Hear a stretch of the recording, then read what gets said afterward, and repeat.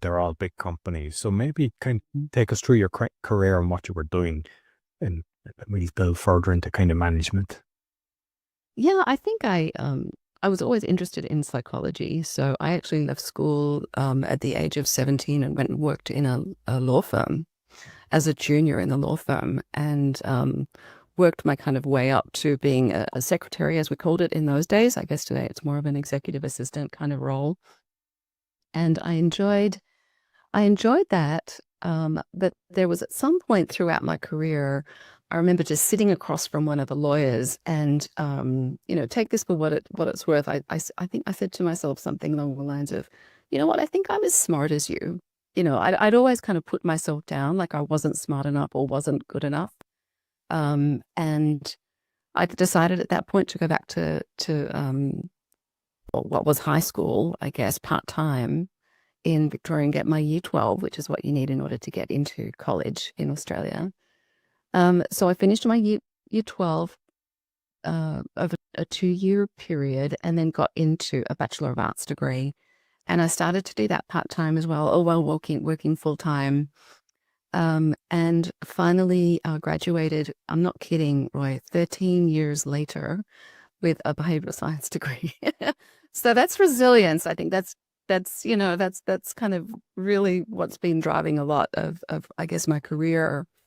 But having that degree got me a role at Deloitte. So I started there looking after training and development, and eventually got into facilitating programs myself.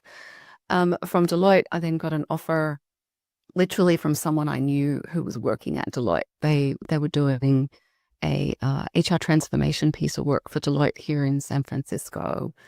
And as part of that transformation exercise, they determined that they needed a head of learning and development at Juniper Networks, based in Asia somewhere. I could have lived in Hong Kong, I could have lived in Singapore. So went through the interview process, got the job, and then, uprooted my life and put my apartment on lease and moved to Hong Kong and just kind of took that risk. And yeah, 3.5 years later, that same company asked if I would relocate here to the United States. So fortunately, they relocated me here. So I was with Juniper for about 7 years. From there, I was always looking upwards. I was always looking for other opportunities. I wanted a head of something title. I was very title oriented in those days. And I went to Amazon Devices, or Lab 126 as it was there, and took on that role. So I was with them for about 4 years as well, grew the team, and then had another opportunity come about at Omnicell, where I was head of organizational development for them. So really kind of brought in the performance management side of things, not just the learning and development. And from there went to another company as head of organizational development for 6 Sense. And from there, I founded my own business, The Leadership Recipe, and I've been doing that for nearly about a year and a half, nearly 2 years.